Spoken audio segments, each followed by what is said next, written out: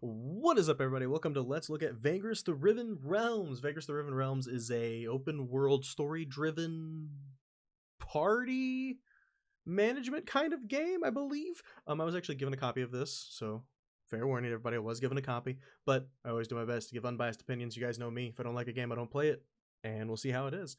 Vagrus the Riven Realms is still in development, so there will be bugs, missing content, and unfinished features. Vagrus is a game that involves a fair amount of reading, so if it is to be enjoyed and experienced as intended by developers, it is also a game where success is by no means guaranteed. You will probably lose everything several times before getting the hang of leading your traveling company. Hold space.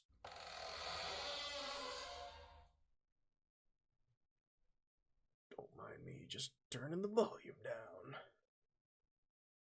An armed traveling company usually carries cargo and passengers across the wastelands of the continent and involved in a variety of jobs ranging from trading to mercenary work. Comitatus. Vagrus, a venturer, a vagabond, a captain, the leader of a comitatus. Nice.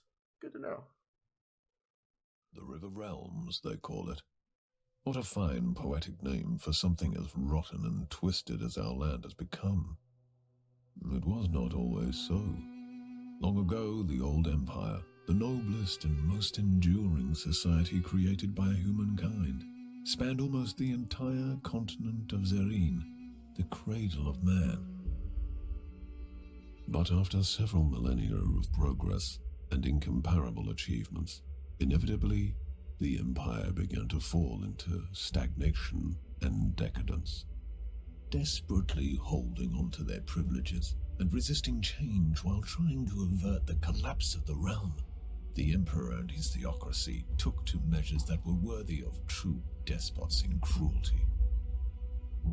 Subjugating weaker realms, enslaving whole nations, strip mining foreign resources, oppressing imperial citizens, war on several fronts, genocide. Eventually, the gods could no longer tolerate such horrors wrought in their name. Foretold by an abundance of divine omens, they descended upon the empire to right its wrongs. Thus, in a chain of dreadful events that became known as the Calamity, they annihilated the empire in a matter of days.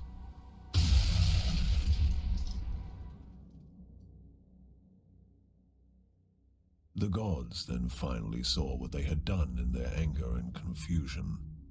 It is said that so much grief and shame filled them that they were broken and they left this reality, never to return. The continent and its inhabitants seemed dead, but at length survivors began to crawl out of their hiding holes and faced a land that no longer welcomed them.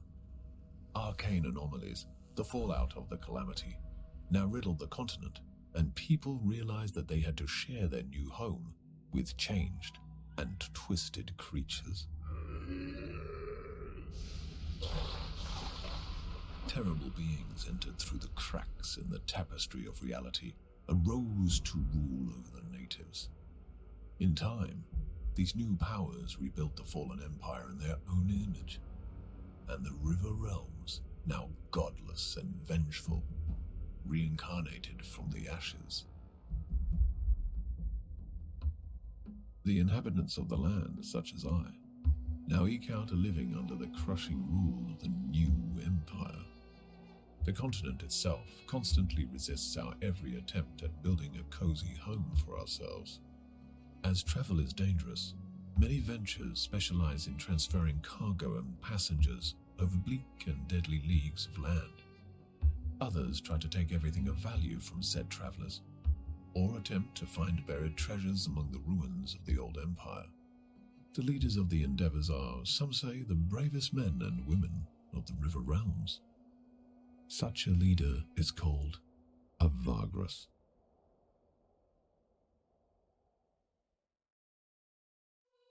Well, there we go. That was the intro. Of course, we are going to hit new game. Currently known issues. Alright, that's fine. Wasteland mode. This is the way Vagrus was intended to be played by the developers. The setting is cruel, harsh, unforgiving, and the place so the game will not pull any punches. Expected steep difficulty curve and a little to no hand-holding. Save often because you'll probably run into dead ends and deaths from time to time. Dissonance mode. This game mode is tailored more towards the narrative experience. Combat management and almost all other aspects of gameplay are less challenging. The result is a smoother difficulty at the cost of alignment with the setting, causing a certain dissonance. Achievements are turned off. Well, we're going Wasteland mode, obviously.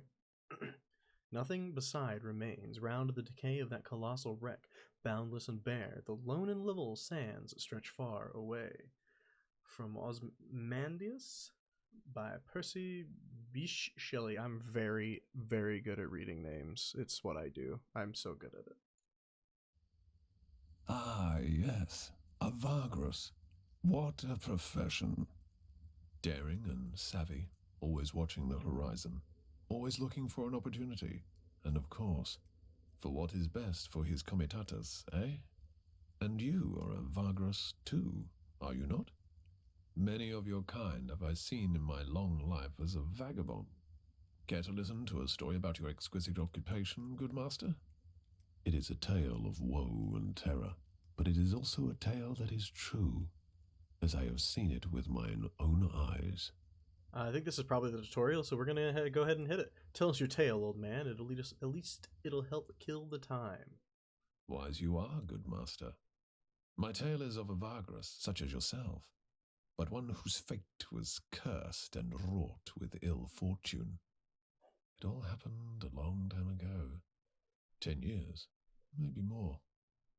I was but a passenger, traveling rough roads and forgotten ways with this comitatus, south along the feet of the great mountains of the west. Let's start. See what we're gonna play. I'm intrigued. I haven't. This comitatus I speak of had fallen under hard times. Perhaps it was due to imperial harassment or unfortunate decisions, or simply bad luck. Irafrons, saint of roads, does not always smile on us mere mortals. But however it came to pass, their coin was drying up, and their opportunities seemed few and far between. One of the last chances their Vagrus saw was to travel to the remote town of Scrapheap and spend their remaining funds to stock up on cheap scrap metal. This metal could be sold for great profit over in the east and south. It wasn't a bad plan, truly, but it was not without risks either.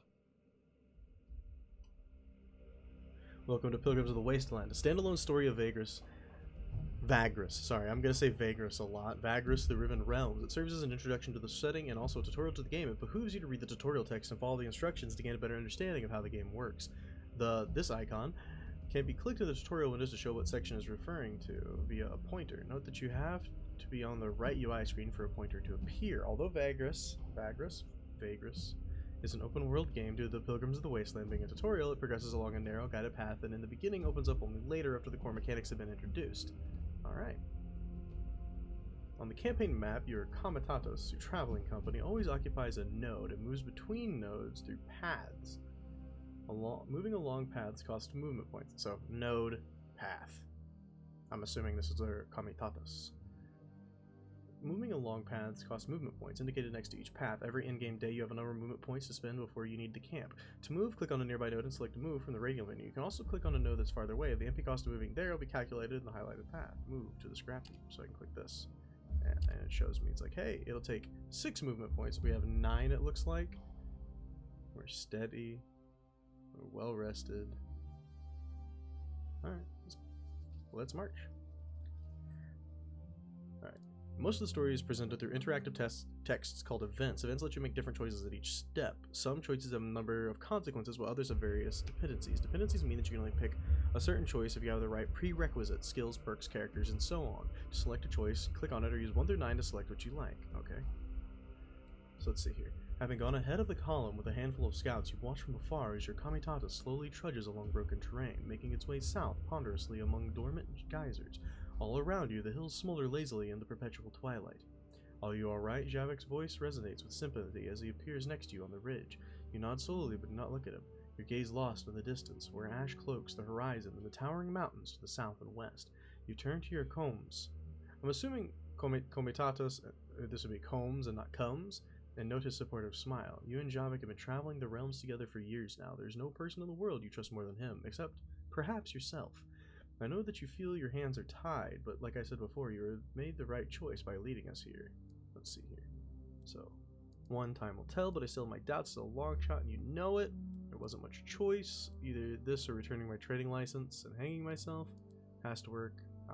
We cannot fail, or thank you, but for the last time, the last thing I hear right now is a pep talk, even if it's well meant. Time will tell. I still have my doubts. It's a long shot, and you know it. Javik nods. True, but it's better than just giving up. The crew agrees too. That counts for something, no? Good to know that they still have faith in me.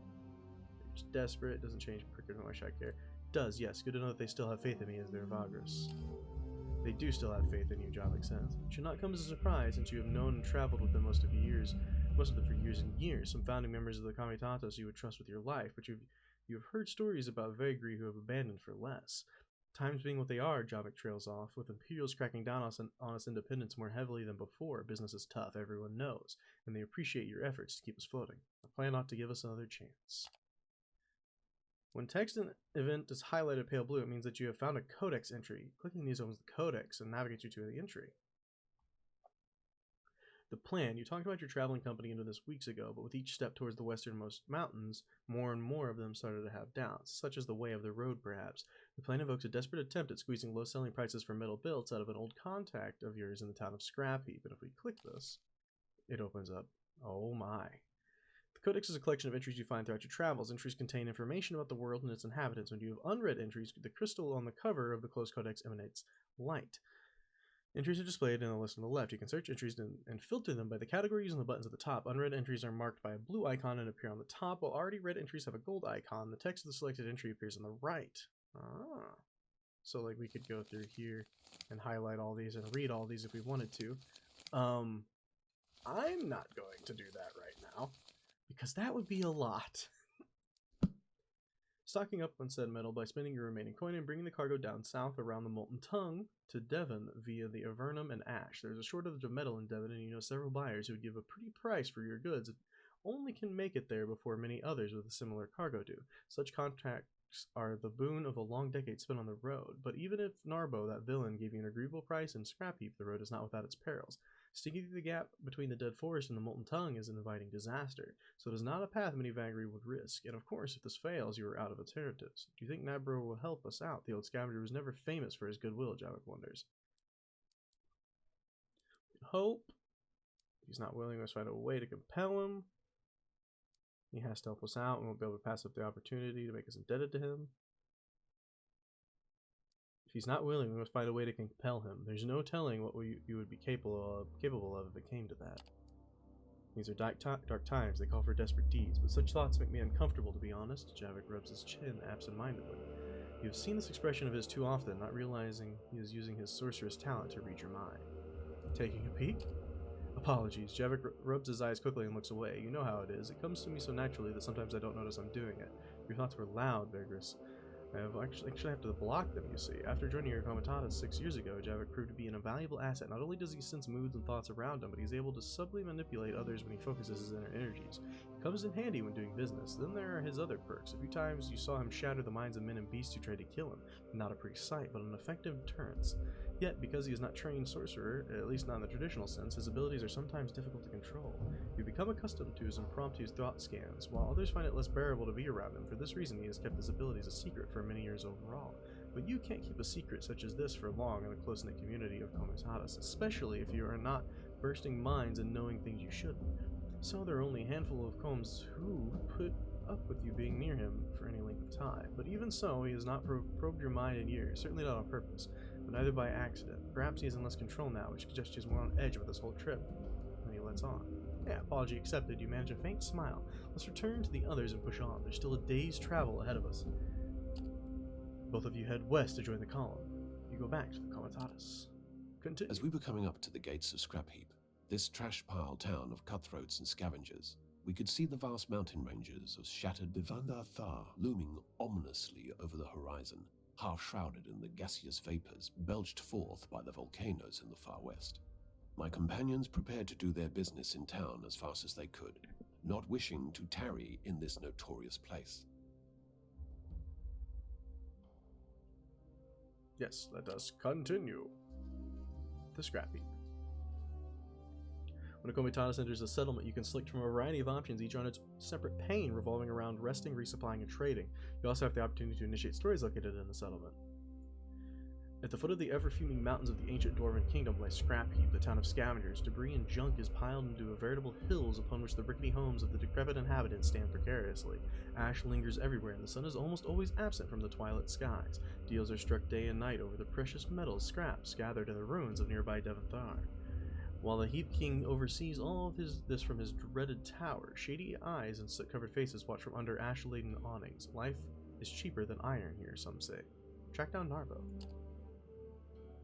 You make your way to the Wraith's stash, a notorious watering hole tucked away in a small strait just beneath the imposing tower of the Heap King, but not quite under its immense shadow. Few frequent the establishment, which makes it perfect for Narbo and his little operation of honest merchants. Apparently, the knave is not only alive, but he has done well for himself in the past decade or so.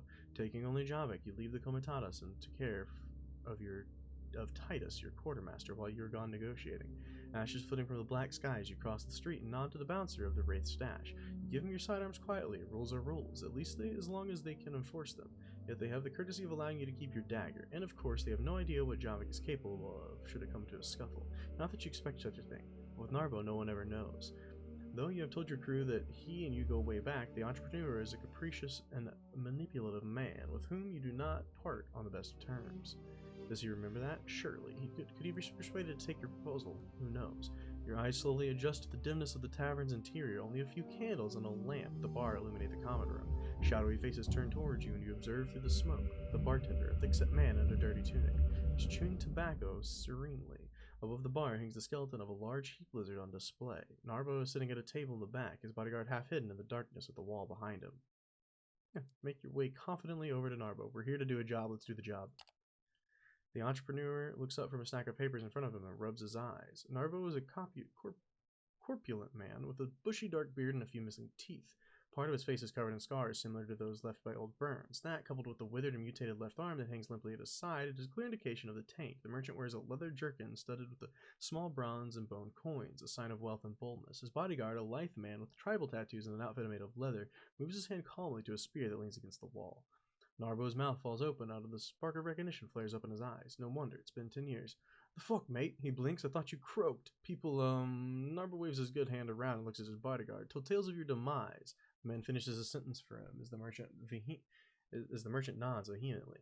That business with Karnak outpost in the storm, Narbo adds. You tell him that they were indeed at Karnak when the terrible arcane storm struck. You describe the horrors of that night briefly. You add how many of your original comitatus died there, close friends and traveling companions, but you walked away unscathed. This was years ago. Sheesh, that fucker Irifons looked after you something fierce, eh? Narbo chuckles heartily, but I'm sure you haven't come to reminisce about good times, eh? His predatory smile makes you cautious, even though he invites you to sit down with a casual wave of his meaty hand. Get down to business. You have no time to spare. You tell Narbo to let bygones be bygones and instead listen to what you have to offer now. You got some balls coming here, all business and bold. After a tense moment, a stern expression turns into a toothless smile. I like it. The bodyguard visibly becomes less tense. Narbo opens his arms wide and bows his head. Let's hear it, mate. You breathe in. Time to outline your proposition. Some choices have dependencies, meaning you can only pick on certain choices if you have the right prerequisites. Yep, you read about that. Some choices involve tests that can be failed or succeeded with different consequences. Perks, characters, and resources can change the chances of the success. Test difficulties represented by a number between 1 and 100 you need to roll equal to or below. Okay. You explained to Narbo that you want him to give you a discount on a shipment of metal scraps, which you would smuggle into Devon through contacts you have in the city on his underworld. The profit of the shipment would be quite exquisite, but you do not name the contact, but divulge enough of her plans that the plan looks solid. Buyers, you say, are lining up, expecting the shipment soon. Narbo sits in silence, eyes fixed on the table, as if listening to noise from afar. He does not cut you off at any time during your proposition. At length, after you're done, he looks up and gives you a weak smile. Sounds like you've been thinking about it a long time, he says as he shifts his chair, and it's a great plan except for the part where I give you a discount for your asking and not much else. And I don't do that, mate. That would make me, an almoner, the bodyguard adds discreetly. Is that a word? Narbo looks up at him. When the man nods and turns back to you. Aye, an almoner. See, I'm no almoner. You know, you gotta do better than that. What you got for me? Okay, so we don't have this. Probably because we didn't go to, like, the bar or an empty table or something. It revolves a codex entry, yep. You can reveal that I'm in a bad spot, but no, we're not going to do that. This is a... Oh, leadership perk would enhance them. Increase your chance of succeeding this test by 10%. Costs 2 resourcefulness. How much resourcefulness do we have?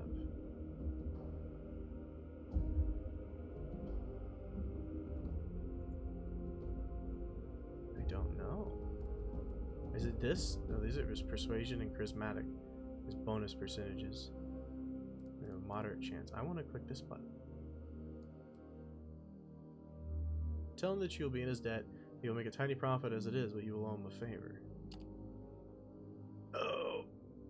83 to 61. After considerable pause, Narbo scratches his beard in thought, then turns to you. Fair enough, we used to run together. I know you're capable, but just to be clear, you do owe me for this, and I'll collect. The moment you make the deal in Devon, you come back here, and we share. I want quarter, no haggling that.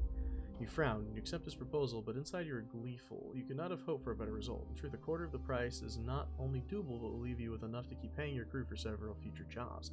Could be a new start. Narbo instructs you to give him an hour, then look for his people at the market and simply introduce yourself. They will know what the price they should give you on the metal scraps by then.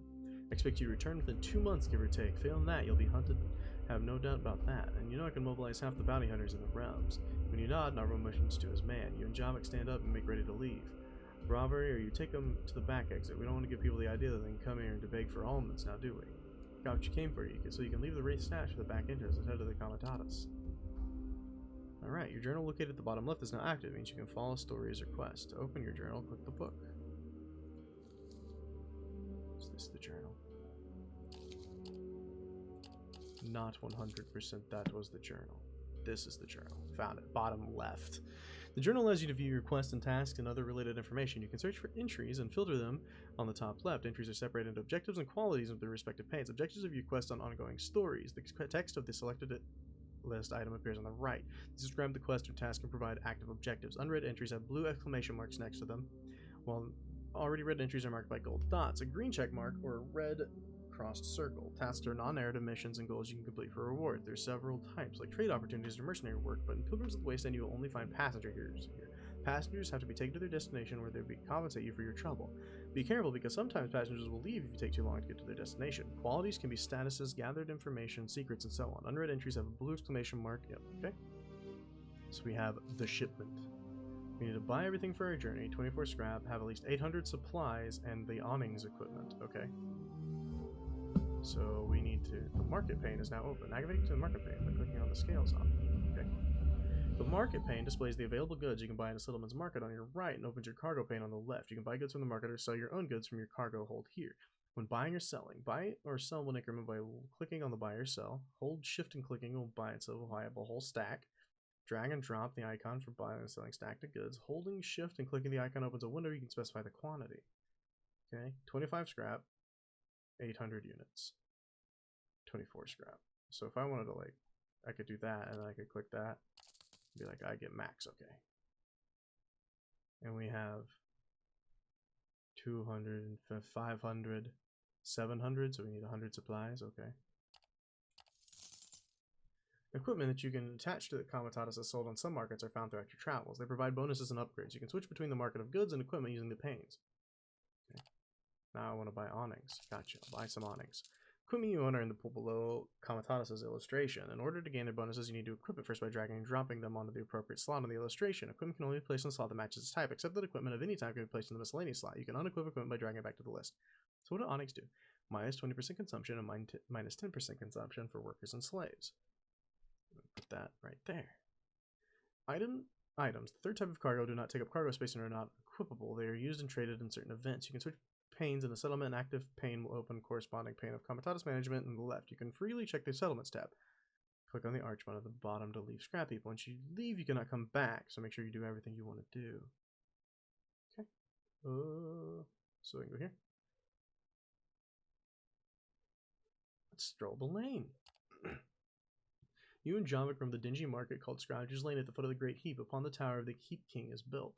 Ash-covered awnings and dirty stalls line the labyrinthine streets, with stifling narrow alleys and tiny squares adding up the general confusion. Sometimes it's difficult to tell a shop from a dilapidated home, and for a good reason. Most people who live here are also merchants to some extent, and even though the Heap King's militia is there to keep the peace, you can't help but notice all the shifty gazes from the deplorable types aimed at you. recall a little shop in the alley. Its owner used to peddle in Dwarven curiosities. Perhaps it's still there. Test success, 7 to 70. The small shop is still there at the end of the Serpentine Alley on the south side of the market district. Standing outside of it, you notice how it's much worse shape than you remember. Inside the decrepit scrap shack is an equally unkempt young fellow who hails you with a jolly smile.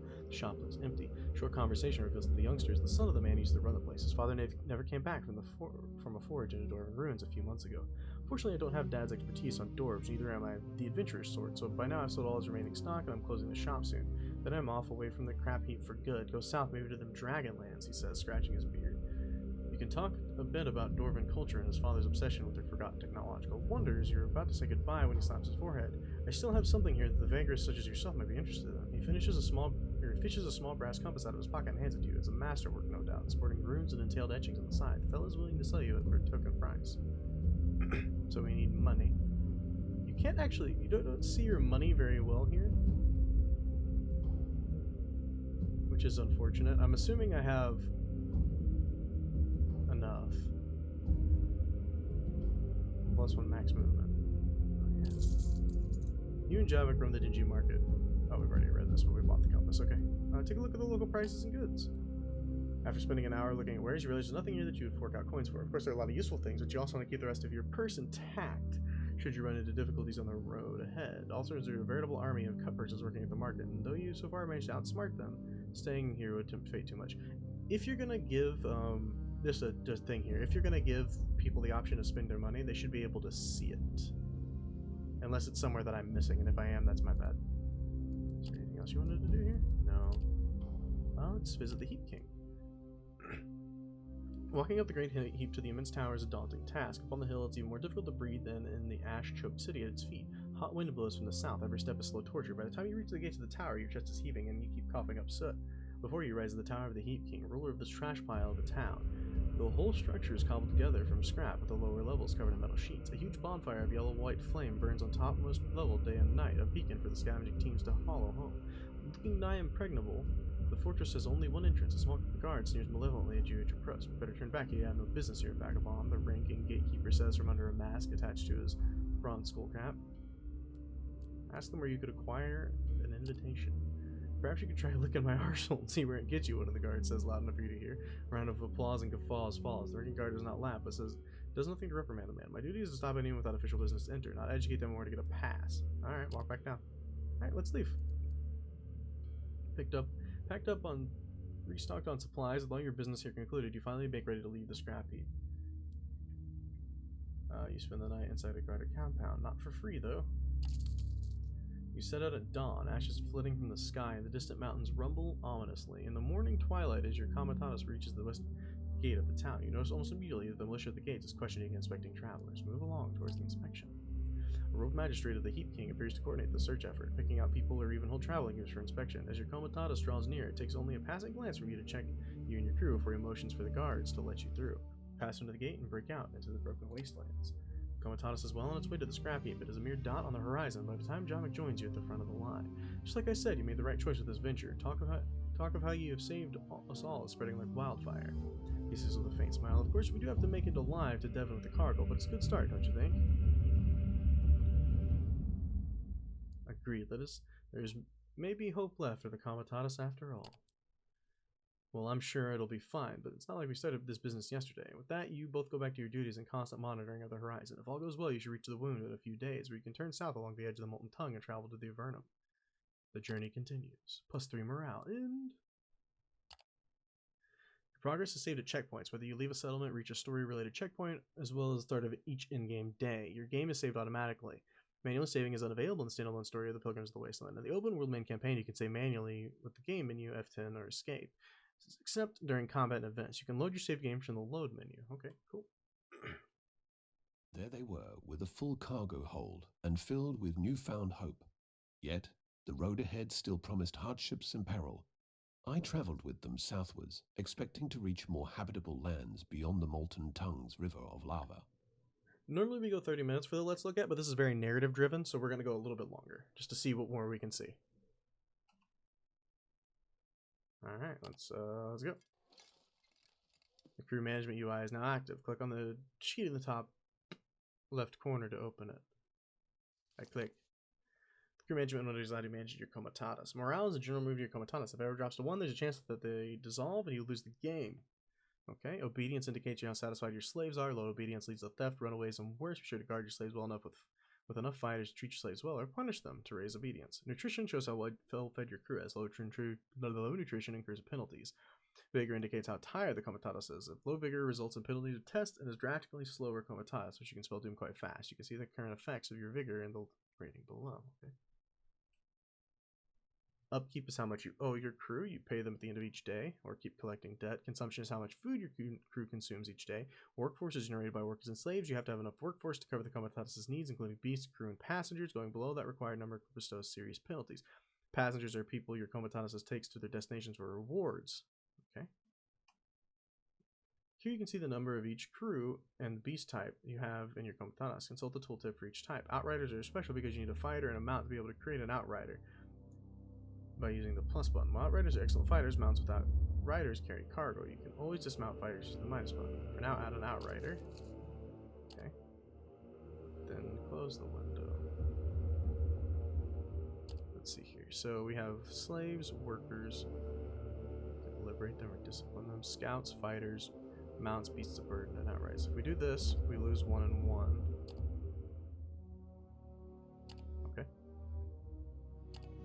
And they consume more this way. Do I need to equip this? I thought so. See, I needed to equip that. Alright. Let's, I'm just gonna keep continuing far. You run out of movement points and need camp, but ending the day, being on the road all day, lowers the vigor of your comitatus that you can replenish by camping. You can also camp earlier than running out of MP, which helps raise vigor faster. Select the camp icon. Okay. So how is our vigor again? Client, key. Okay. Yeah, let's rest. At the end of each game day, the comitatus makes camp and settles down for the night. Supplies are consumed and movement points are refreshed by camping. At each camp, you can decide to offer the normal or double wages for your current day, independent of whether to pay them or not. Double payment increases morale. You can choose to pay all your debts to your crew at this time, or accrue payments, which the longer you delay, the grumpier the crew gets. Obedience and nutrition are also here, as well as discipline or liberate slaves. Workforce shows how much workforce generated by the workers you have. Yep. Going below the required bestows serious penalties. You have the option to give out less or more supplies under rations, penalizes or boosts vigor and morale. Starving crew will have long-term negative effects on nutrition as well, but it may be necessary to sometimes save rations. All the lock icons allow you to save the current setting of the corresponding island. It remains the same for the next camp. Okay, that's hold space. Under hunting and foraging, you can send your crew out into the wasteland to find supplies and sometimes even other goods. Base chances for these activities depend on your related perks and new deputies. Crew and the region you are in. You can also see the expected yields below each activity. The cost of hunting and foraging is movement points or vigor. Hunting uses scouts and has a chance to get you a large number of supplies. Critical failure might kill scouts. Click on scouts to allow hunting. Foraging is more reliable but yields fewer supplies. You can use workers and slaves. You can add them or remove them from activity by clicking on your crew portraits. Critical failure might kill workers or slaves. Okay. The summary of what happened to your crew that day can be seen on the right. You can also talk to your companions using the speech bubble icons beneath their portraits. Companions heal naturally during camp. The chance of healing or worsening condition can be seen on the bar below the portraits. Using the button on the right allows you to use the medical supplies for increased healing of chances and effectiveness. Medical supplies are quite valuable. Use them wisely. Healing results appear at the end of your day. You must also set your defensive orders for the night. A more lenient defense has a higher risk of nighttime ambush and a negative effect. When you have everything set, click the end day button. We can pay everybody. Yeah, pay everybody now. Rations, fine. No, I don't want to beat anybody.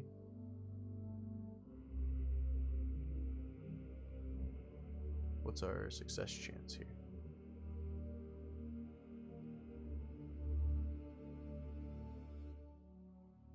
Actually, I don't really want to lose a vigor, and we're good on supplies for now. We could talk to the companion if we want. You approach Java, he is tending one of your beasts of burden. When he sees you wish to talk, he steps away, motioning to the hand to finish restarted. What's in your mind, Vagrus? Ask him what he thinks of Vernum. I want to get the codex points. Oh yeah, I remember that you haven't been there in a long time. Lavernum is less of a provincial town like Scrapheap these days, and more like one of those great cities of the Empire. Sure, it's not as large as Devon or Torzag's shelter, but it's a busy city with a lot of people and commerce. They say that the prefect who oversees the place has his own private things going on, and he's fairly easy on crime bosses. Well, at least those that play along. Trade from the region concentrates on Avernum, and everyone wants to get their share. Is there something else you wanted to ask him? No, I'm okay. Who are you? Morwen is discussing something with a few scouts when you approach them. She sees you steps away from her company. Anything I can do for you? Ask her what she thinks about Javik. Javik is someone I did not trust. He can read people's thoughts, they say, but he's always been kind to everyone, and he knows his way around Beast. I'm glad he's traveling with us. I'm good. Defensive order. Post guards. Sure. Okay. Let's go ahead and end the day. Everything seems good. Let's continue. And we can camp. Go ahead and pay him. Give everybody everything. We're still fresh, sustained, compliant, keen. Anything new? Nope. After a long day's march under the bleak skies and harassed by hot winds, the Comitatus finally settles down in a wide ravine. After taking care of camp chores and checking on all your homes, you go to your tent and tuck in for the night. There are benefits to sleeping out in the wasteland. The silence is quite calming, tranquil even. Only the murmur of the distant fire-belching mountains, the whisper of the winds, and the occasional groans of your beast can be heard. Except something else is making muffled noises you do not recognize. Your eyes flick open. Something's wrong. What in Tartarus is it now? You rise to check it out. Leaving your tent and passing the sleeping beast, you're just about to call the guard when you stumble upon a large quadrupedal creature covered in the fused bone protrusions. Is munching on supplies scattered across the ground, evidently from a torn sack open lying nearby. The creature is a Jacra, a wasteland scavenger that hunts in packs. But before you can utter a word, the monster charges you, and out of the shadows, Morwen leaps at it, tackling it aside and cutting its hide with the bone axe as a follow-up swing. You breathe out, realizing she's probably just saved your life. Javik runs up to you as the creature backs off and lets out a long howl. There's more of these accursed things, boss. Must have snuck past the perimeter guards. They're trying to chase them off, he blurts out. As he does, you can hear yelling and the sounds of battle from around the camp. The wounded Jacra is joined by another one from the car behind a cargo pile, and two of them start circling you. Javik steps behind Morwen as they get ready for a fight. Here we go, this is what I wanted to see. Companion combat is turn-based, where 1 to 6 enemies fight against your team of 1 to 6 companions. You can use skills of your companions to defeat your enemies, protect your companions, and set yourself up in advantageous positions on the combat board. Companions combat is made up of a round. Each round, all the participants take turns to act, and when everyone has had their turn, the current round ends and a new round is started. This goes on until either your companions or your enemies are defeated. Combat board is now divided into two sides. The friendly side, where your companions or occasionally allies are, and the opponent side, where your enemies are. Each side has a front row, melee row, and a back row, range row. Each row has 3 positions. Certain skills can only be used from standing in a position in an appropriate row. Click to begin the fight. The order in which combatants receive their turns is called as according to their initiative. At the beginning of each round, all the combatants add 1 to 6 to their initiative to determine in what order they progress the round. I like that. So your initiative matters, but you also get like a 1 to 6 bonus as well. So you're not always going first if you have the highest initiative always. The initiative order shows the order in which the combatants receive their turns. Wise leaders use the information to plan ahead of time. Oh, what are you saying? That I might not be wise? Maybe.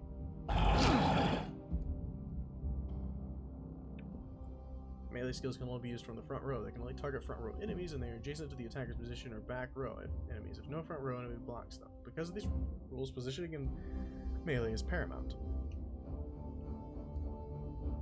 All characters can move to any adjacent position on their own side. If they move to a position that is occupied by another character, that character is pushed out of the position it occupies and has to be moved into an adjacent free position, even to the position the other character just left. Not only do characters in the front row prevent melee attacks against characters directly behind them, but they also make them more difficult to hit with their certain range skills. Those have line of sight property. When you want to move, select the move icon. Okay, so we're going to move her in front of him. Each companion has 4 combat skills besides move, represented by the row of icons below their name. When you select skill, stats will be displayed. You can select skills or move by clicking them with 1 through 5. Select skills are highlighted. All are all available targets. Mind Blast. Mind damage. Incorporeal. Range attack that burns the mind, completely ignoring armor. So we can't attack him because... or we can. Let's attack this. 4 damage. Nice. Morwen skills include options to push front row enemies back and to pull back row enemies to the front. Some skills are more complex, for example, including a move and an attack. These types of skills can have great effects. Yeah, so we kick this guy to the back row to stop him from attacking with melee.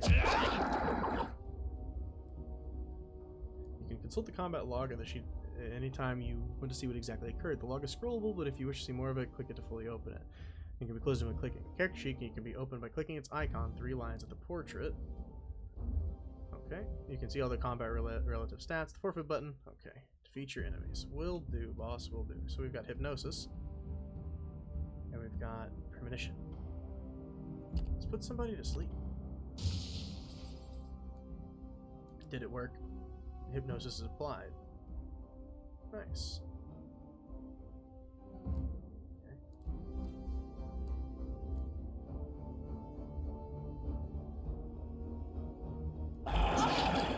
Don't you bite me, puppy dog. And you've got devastating blow, powerful strike, strafe.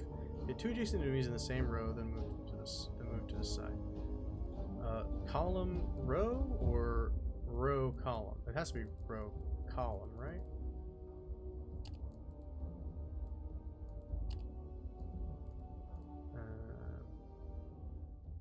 I'm just gonna smack one of them real hard.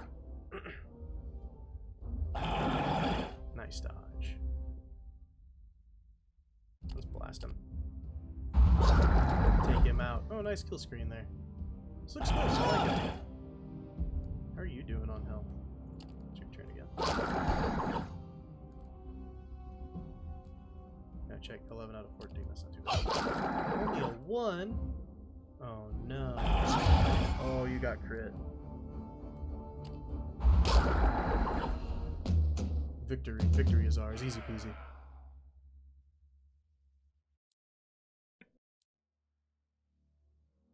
The 2 Jacques lie dead at your feet. Morwen wipes the foul-smelling blood from her axe blade as the guard arrives to talk to her. You okay, boss? Javik pats on your shoulder. You nod, turning to Morwen as she approaches you. All hostiles taken care of, she says. They got to some of the food, but we could take their meat and other parts to make up for it. Absolutely. We got a hunting perk acquired. Harvest the damned critters before going back to bed. Perhaps you'll gain something from this in the end. 2 ivory, 90 supplies, and 5 hides. Nice. So we actually got some stuff. And nobody really died. Alright, keep your moving. Your chart is now active. Click on the chart. Okay. The chart is the tool in navigating the wastelands of Zirin? And planning out journeys. You can move around by holding the left mouse button and moving. You can zoom with the mouse wheel. The compass display represented by a red banner. Any discovered settlements or point of interest can be marked by clicking their icon and choosing the flag icon. Okay, highlights them on the chart. You also have the option to navigate from the codex. Mark of Arnhem to the south of us.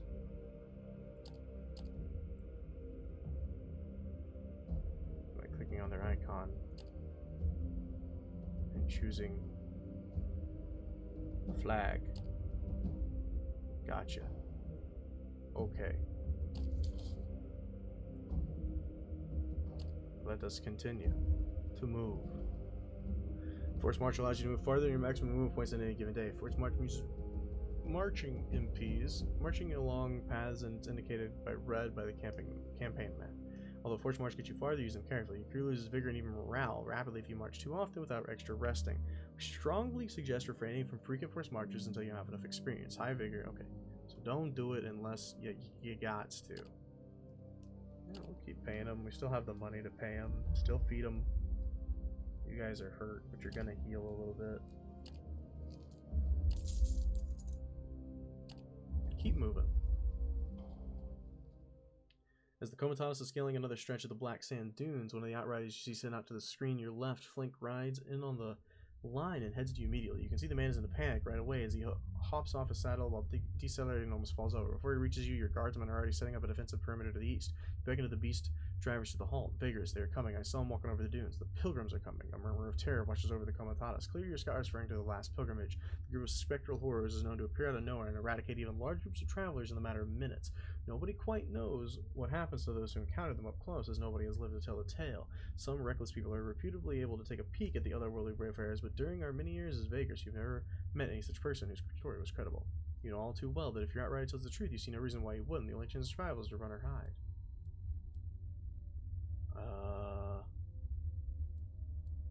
Let's dip. You turn the whole Comitatus around and make haste westwards. At the right angle to the speed direction with which the pilgrims are reportedly moving. After an hour of hauling ass, you make The line stops. Scouting parties have sent out no sign of the spectral menace, so you turn back and realign with the original direction you were traveling, heading south and southwest. You lost a lot of time today, but at least now you can say that you have come fairly close to the last pilgrimage and lived to tell the tale. Carry on with your journey. -4 movement, so yeah. I figured it would eat my movement, but that's okay.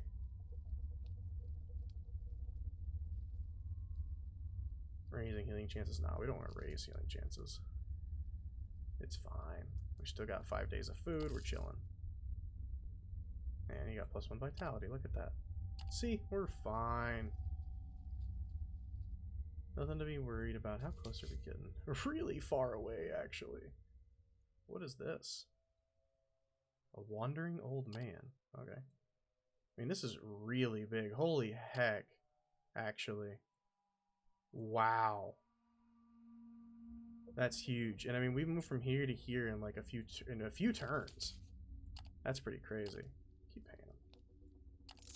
3 days of food left.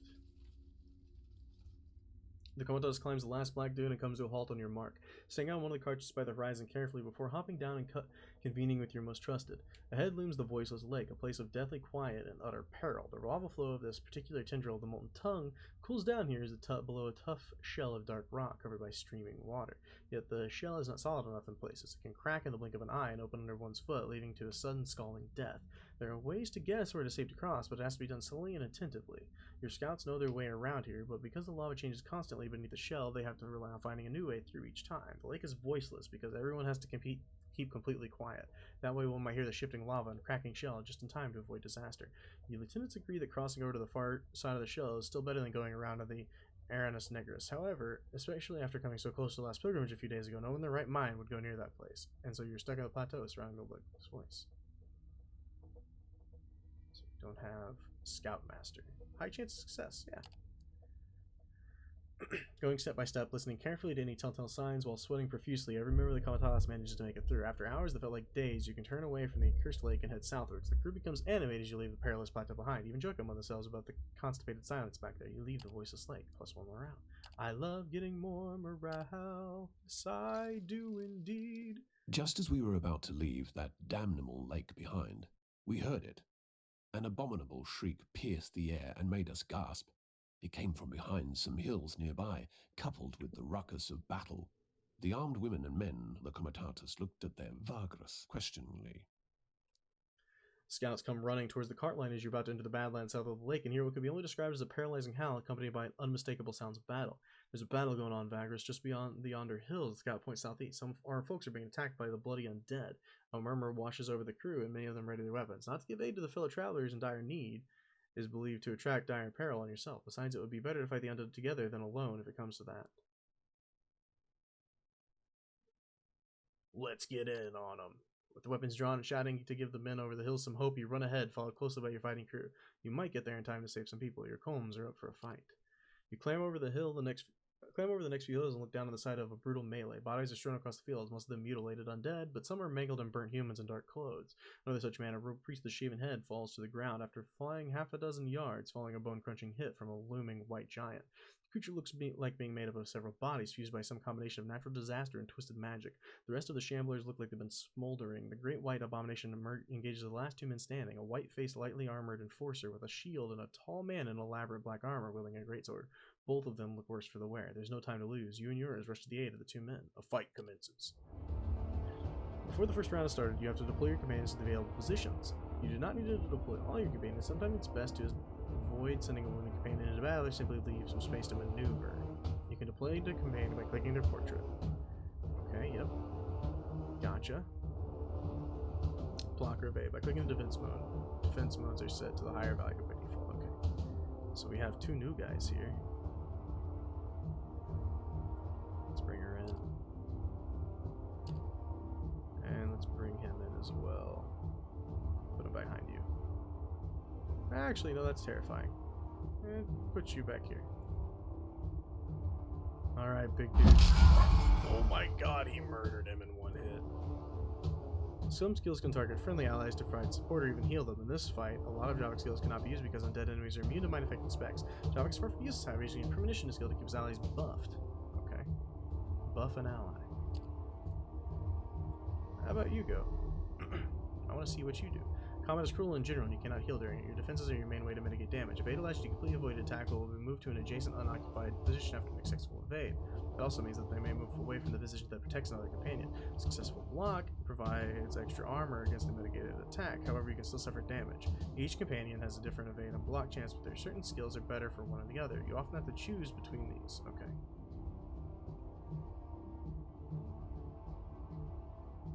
Let's kick this guy back.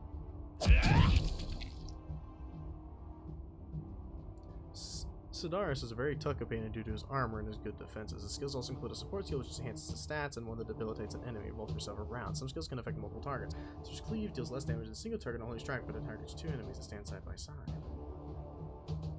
That's only in melee, so... -3 initiative, -30 accuracy. Yeah, don't mind if I do. Let's bane this guy. He moved forward and attacked. Oh, she evaded actually though.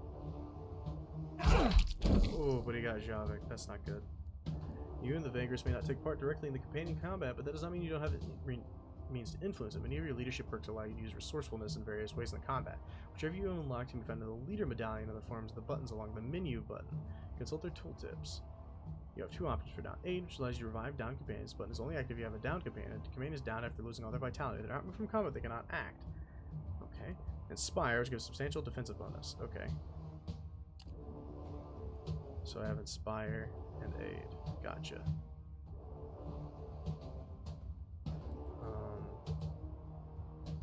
Let's Inspire you. Probably gonna move you. So how many rounds? 2 rounds.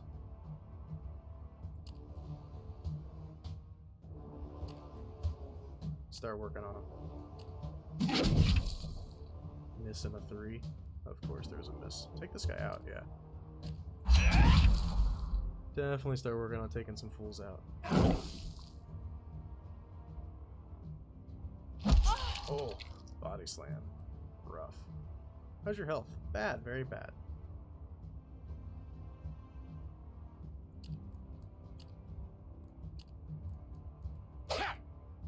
Everybody misses the big guy all the time.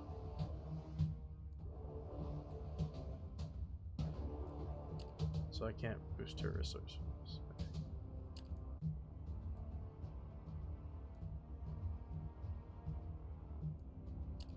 Get up in there, come on. Start smacking this guy around a little bit. He's got a lot of health. I almost feel like we're meant to lose this.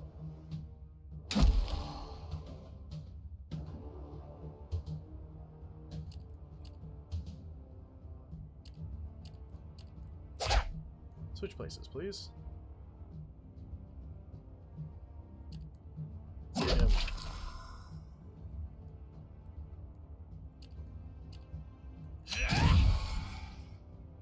Didn't kill him. Really hoping you would kill him. The companion is down after losing all their vitality. They're not removed from combat unless from actions. They receive the down bit and are occupied their previous position. Enemies can still target them and lose on their down bit. They're out of action, which means they can be severely wounded. Be sure to protect them as much as you can. Okay. But I can aid them. Oh, he's still attacking her. That's rude. I can aid and bring her back up though. Nice.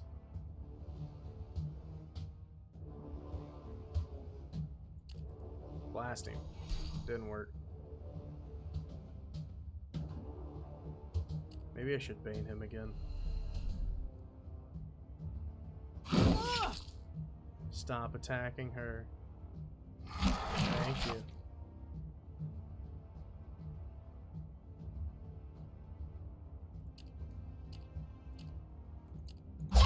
Move out of the way.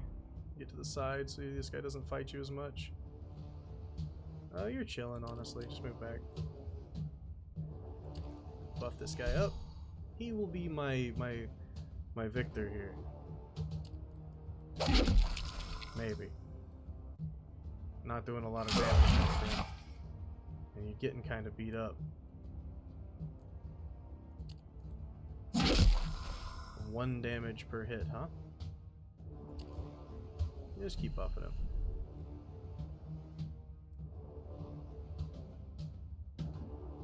I skip your turn?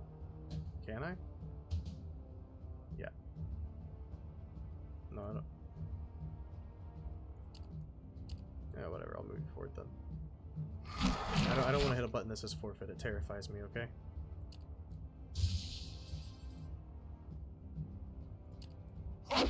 Nice, a 3 finally. That's good. We're getting there. We're getting there.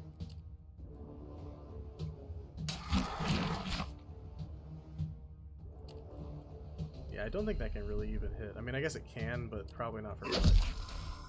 This guy's gonna get us there, though.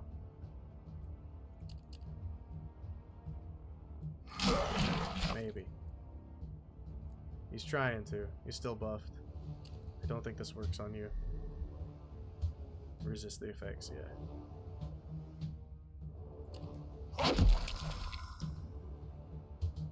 Don't mind me, just walking back and forth over here. Buff him up. Move around. Smack. You're doing good. He's getting lower. He's getting lower. 7. How much do you have left? You probably don't have much left, do you? 4. Yeah, that's not a lot.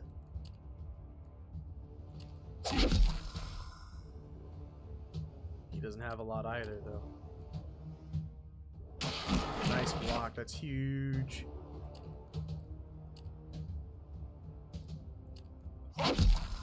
4. Oh, I think we got him. I think we're gonna get him.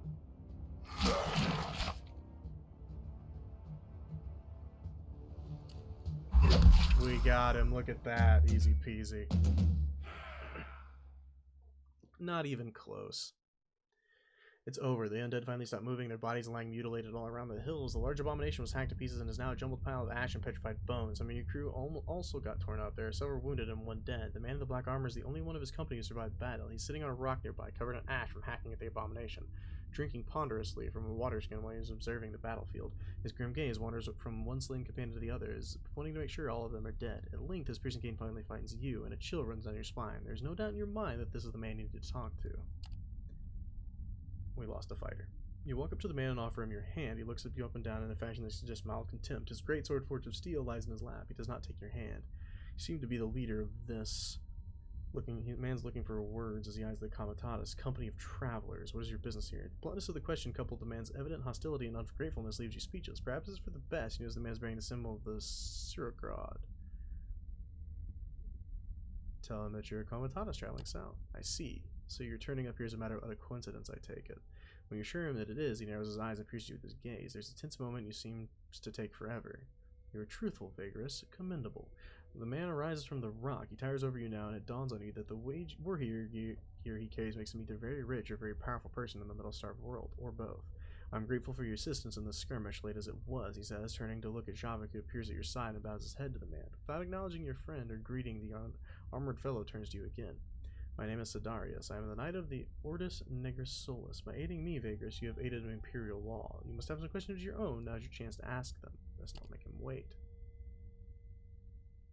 What were you doing here?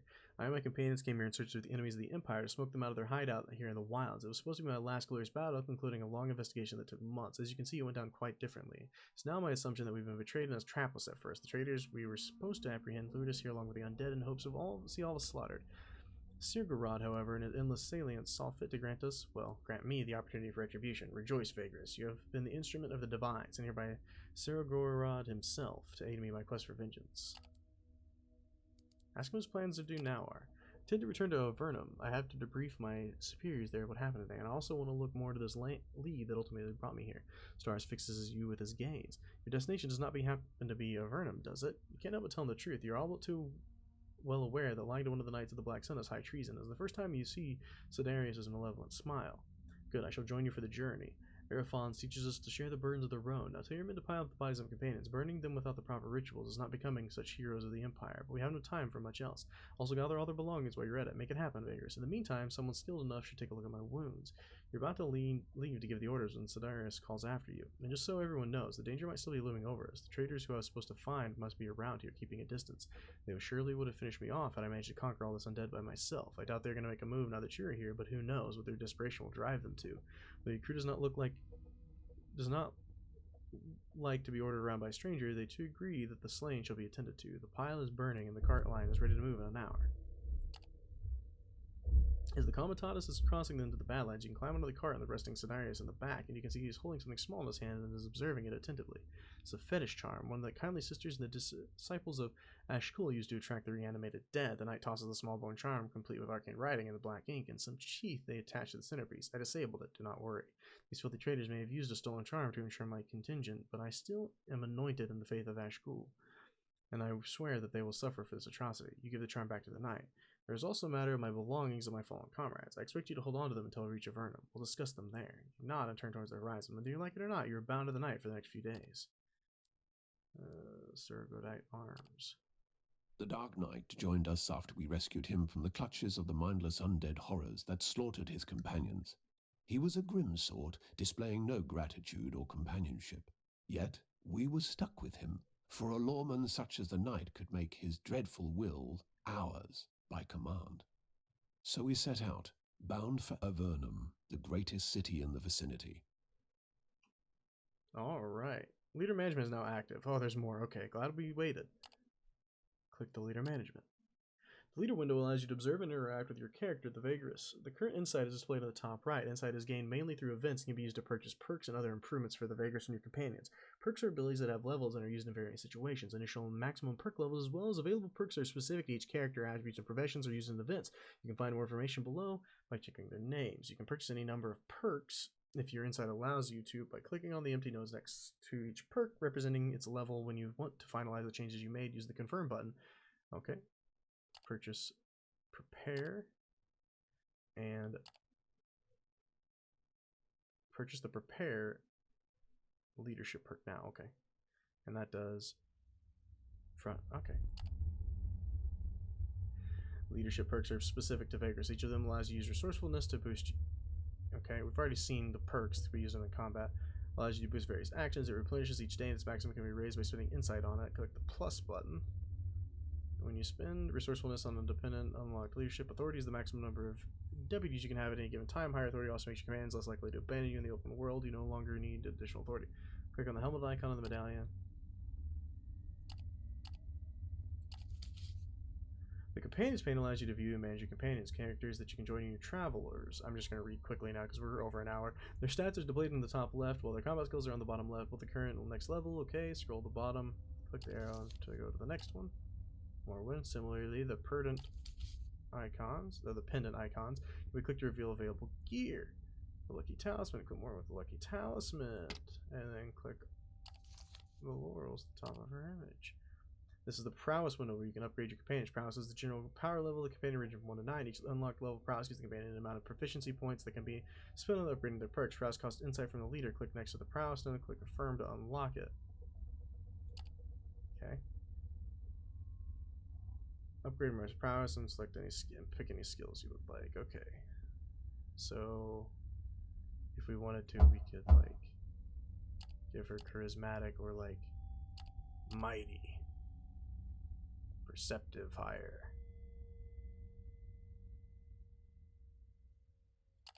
And that uses proficiency, I see.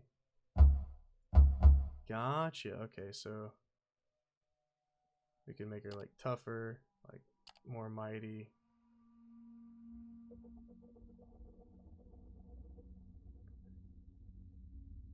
So this takes what? Acrobatic?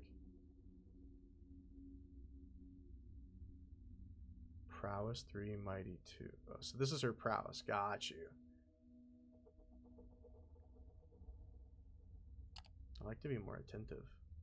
And I like to be extremely mighty.